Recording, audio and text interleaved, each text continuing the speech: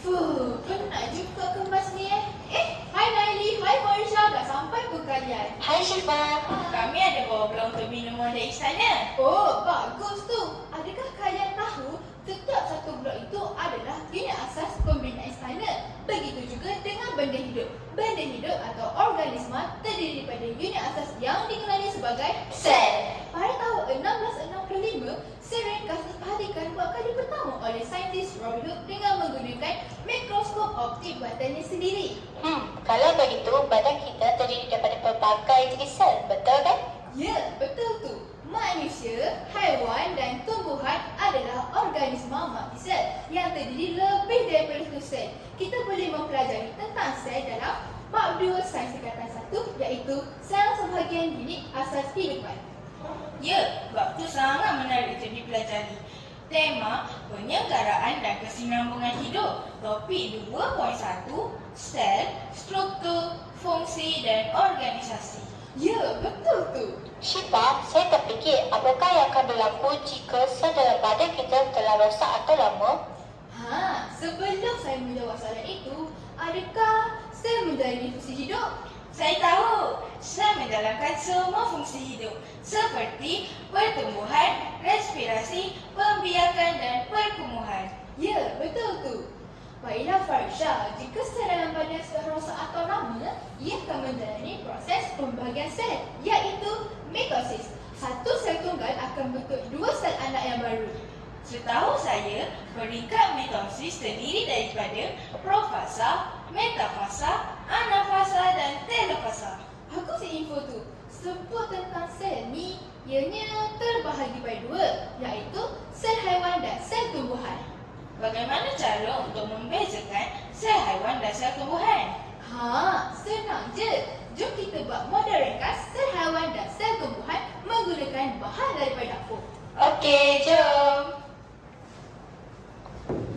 Mula-mula kita perlukan beberapa keping roti putih untuk dijadikan sebagai sitoplasma, membran sel dan dinding sel. Yang kedua, kita perlukan sepotong lobak merah untuk dijadikan sebagai nukleus yang mengawal aktiviti sel. Yang ketiga, kita perlukan beberapa potong timun untuk dijadikan sebagai kloroplas yang menyerap tenaga cahaya matahari untuk proses fotosintesis. Seterusnya, kita perlukan beberapa biji tomato untuk dijadikan sebagai mitokondria. Akhir sekali, kita perlukan sekeping telur untuk dijadikan sebagai vakuum. Dari model ini, kita dapat lihat sel haiwan tiada dinding sel maka ia berbentuk tidak tetap. Manakala sel tumbuhan ada dinding sel maka ia berbentuk tetap. Ya, betul tu. Kawan-kawan, terdapat banyak sel haiwan yang dapat kita pelajari. Antaranya, sel saraf, sel darah putih dan sel darah merah. Sel darah merah berbentuk dui cengkung dan mengangkut oksigen ke seluruh badan. Manakala sel otot mengecut dan mengendur bagi menghasilkan pergerakan. Bagaimana pula dengan tumbuhan? Adakah ia mempunyai sel-sel tertentu? Ya, sel tumbuhan mempunyai sel-sel tertentu seperti sel palisad dan sel epidermis. Pada bahagian bawah daun, sel pengawal mengawal pembukaan dan penutupan stoma. Sel rambut akar pula menyerap air dan nutrien dari tanah. Menarik. Baru saya teringat. Selepas mengemas tadi, saya dapati bahawa kulit menghasilkan peluk. Adakah kulit merupakan sel? Ya Syifa, sel sangat seni. Ianya tidak dapat dilihat dengan mata kasar dan hanya dapat dilihat melalui mikroskop cahaya dan mikroskop elektron. Contohnya seperti organisma unisel yang terdiri daripada satu sel sahaja, iaitu ameba dan paramecium. Kulit merupakan organ yang terbesar dalam badan kita. Ianya terdiri daripada tisu endodermal. Mari saya tunjukkan dengan menggunakan blok ini. Dari urutan organisasi sel, ianya bermula dengan sel, tisu, organ, sistem dan organisma. Sel sebagai unit asas kehidupan, sekumpulan sel bergabung membentuk tisu. Tisu-tisu pula bergabung membentuk organ.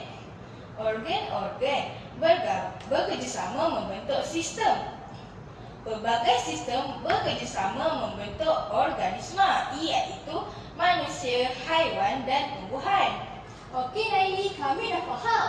Nak tahu antara sistem yang ada di dalam badan kita ialah sistem saraf yang membawa impuls dari otak ke seluruh badan. Sistem rangka yang menyokong badan dan melindungi organ dalaman. Sistem respirasi pula terdiri daripada hidung, trakea, diafragma dan peparu, di mana ianya menyedut oksigen masuk dan mengeluarkan karbon dioksida dari badan. Seperti yang ditunjukkan dari model peparu ini, ketika plastik yang bertindak sebagai diafragma ditarik ke bawah, menyebabkan balon iaitu peparu mengembang menunjukkan udara disedut masuk. Bagi sistem pencernaan pula, ia menghidrolisis makanan kepada bentuk yang lebih ringkas dengan bantuan enzim. Enzim ialah sejenis protein yang mempercepatkan pembuahan makanan dalam saluran pencernaan. Sebagai langkah keselamatan, saya akan menggunakan sarung tangan.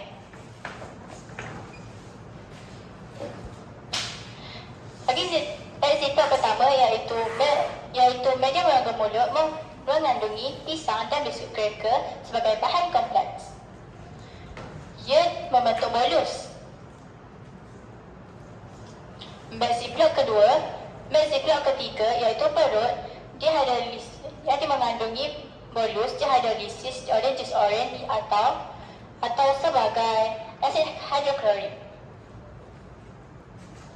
Stoken sebagai usus kecil dan dihidrolisis.